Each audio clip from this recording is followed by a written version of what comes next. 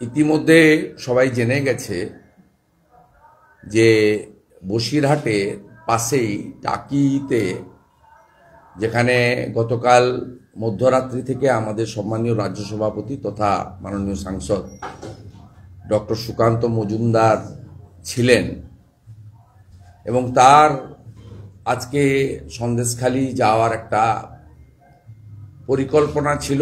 কোনো আন্দোলন বা বিক্ষোভ বা ধর্ণা দিতে নয়, আক্রান্ত বিশেষ করে মাতৃশক্তি বা আমাদের নারী শক্তি তাদের সঙ্গে দেখা করার জন্য। যেমন আমরা 12 তারিখে যেতে গিয়েও 62 কিলোমিটার দূরে আটকে ছিলাম।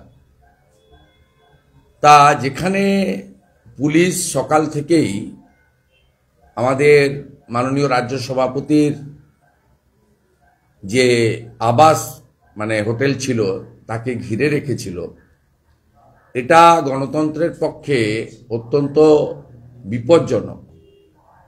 তার কারণ ওই এলাকাতে কোনো 144 নেই। এই অবৈধ 144 গতকাল কলকাতা হাইকোর্ট বাতিল করার পরে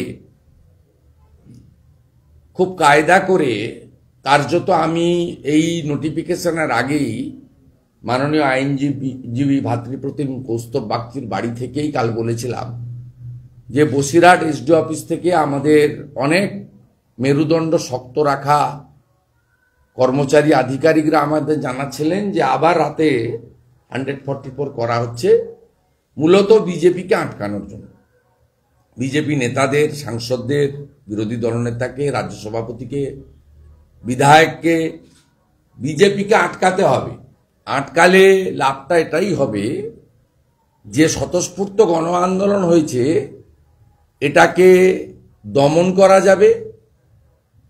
উইটনেস সাক্ষীগুলোকে নয় মিথ্যা মামলা পুলিশের ভয়, অথবা মমতা ব্যানার্জির যে পদ্ধতি আছে একটি 10,000 টাকার কন্ট্রাকচুয়াল চাকরি আর পুলিশের মাধ্যমে অবৈধ টাকা দিয়ে তাদের কেনা বেচার চেষ্টা, সেটা হবে না এবারে। তাই এইটার জন্যই টাইম কিল করছে। তা আপনারা জানেন যে সকাল থেকে সবার মোবাইলে ঘুরছে যে নির্দিষ্ট কিছু এলাকাতে 144 করেছে। সুকান্ত বাবুকে যদি 144 যেখান থেকে শুরু হচ্ছে সেখানে আটকাতো, তার একটা লজিক থাকতো যে 144 এলাকায় আমরা আপনাকে বা আপনার সঙ্গে আপনার সহকর্মীদের বা নিরাপত্তা রক্ষীদের অ্যালাউ করব না। যেখানে আটকানো হয়েছে এবং বাড়িটাকে অবরুদ্ধ করা হয়েছে সেটা 144 এলাকার বাইরে। এ প্র্যাকটিস মমতা ব্যানার্জির নতুন নয়। তিনি 12 তারিখে 62 কিলোমিটার দূরে সায়েন্স সিটিতে কলকাতা পুলিশকে দিয়ে আমাদেরকে আটকেছেন এবং এই নজির শুধু এখানে এখন নয়, অনেক আছে। আমরা কলকাতা কর্পোরেশন ভোটের দিন দেখেছি আমাদেরকে আটকানো হয়েছে। উলবেড়িয়াতে নুপুর শর্মার কেসের দিন দেখেছি প্রথম দিন সুকান্ত বাবুকে তার নিউ টাউনের আবাসে আটকেছে, আমাকে রাধামণিতে অশোক দিন্দার মায়ের শ্রাদ্ধে আটকেছে। এই অসভ্যতামি, নোংরামি যা সিপিএম এর সময়কালে যে সংকীর্ণ নিম্ন মানসিকতার রাজনীতি বা ক্ষমতার অপব্যবহার পুলিশকে ক্যাডারে পরিণত করেছিল, তাকে কিন্তু ছাড়িয়ে গেছে। তার সমস্ত সীমা লঙ্ঘন করে গেছেন এই স্বৈরাচারী লেডি কিম মমতা ব্যানার্জি এবং তার লেঠেল দলদাস পুলিশ। আমরা এই ঘটনার নিন্দা করছি এবং একজন শুধু রাজ্য সভাপতি নয়, তিনি একজন ল মেকার, সাংসদ। তাকে যেভাবে কার্যত ওই দুপুরবেলা আজকে তাকে অ্যাডিশনাল এসপির নেতৃত্বে হেনস্থা করা হয়েছে, শারীরিক নির্যাতন করা হয়েছে এবং স্বাভাবিকভাবে দীর্ঘক্ষণ ধরে পুলিশের উৎপীড়নের কারণে তিনি অসুস্থ হয়ে তার শারীরিক অবস্থার যথেষ্ট অবনতি ঘটেছিল। পরবর্তীকালে তাকে বসিরহাট সুপার স্পেশালিটি হসপিটালে এনে প্রাথমিক ট্রিটমেন্ট করে কলকাতার উদ্দেশ্যে তাকে রওনা করানো হয়েছে। পার্টির জেনারেল সেক্রেটারি জগন্নাথ চট্টোপাধ্যায় তাকে অ্যাকম্পানি করছে এবং তিনি ঢুকে গেছেন বা কিছুক্ষণের মধ্যে একটি প্রাইভেট হসপিটাল ইস্টার্ন বাইপাসের পাশে, সেখানে তাকে ভর্তি করার সিদ্ধান্ত নিয়েছে। আমি বিরোধী দলনেতা হিসেবে এই ঘটনার তীব্র নিন্দা করছি। গতকাল রাত্রি পর্যন্ত সুকান্তবাবু এবং ওখানে বিভাগ ইনচার্জ কৃষ্ণেন্দু মুখার্জির সঙ্গে আমার প্রতিনিয়ত যোগাযোগ ছিল। আজকেও একাধিকবার পার্টির জিএস জগন্নাথ চট্টোপাধ্যায়ের সঙ্গে আমি কথা বলেছি।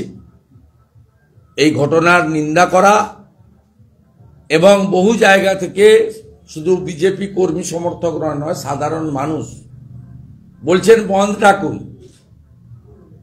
আমরা সাধারণ মানুষের এই দাবিকে অস্বীকার করছি না, কিন্তু বিজেপি খুব দায়িত্বশীল পার্টি।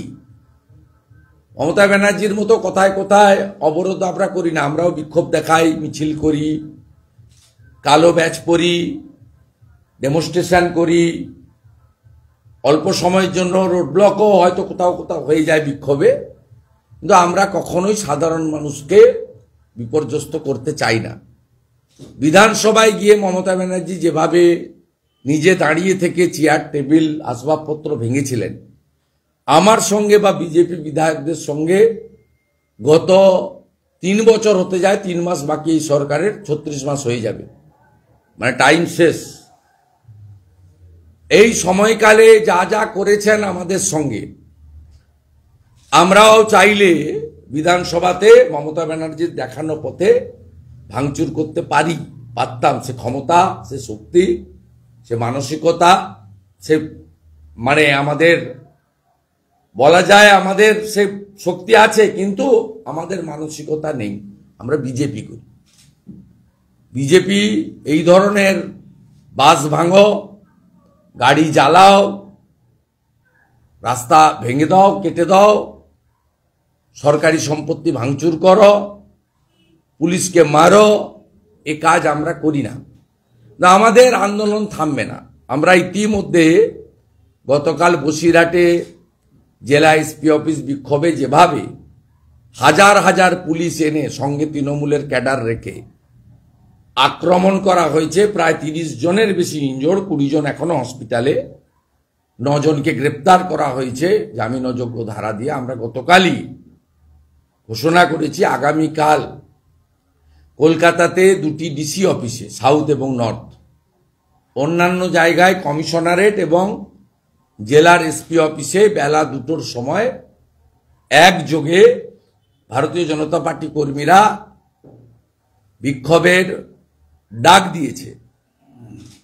আমরা এই আন্দোলন কন্টিনিউ করব, কিন্তু যেহেতু পরশুদিন উচ্চ মাধ্যমিক পরীক্ষা, আগামীকাল বন্ধ ডাকার যে দাবি জনগণের বা বহু পার্টি কার্যকর্তা সাধারণ মানুষের আছে যে বন্ধ ডাকছেন না কেন?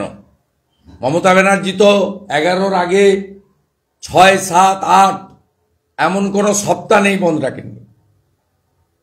আমরা তাদেরকে বলছি যে আন্দোলনের তীব্রতা আরো বাড়বে, আপনারা নিশ্চিন্ত থাকুন।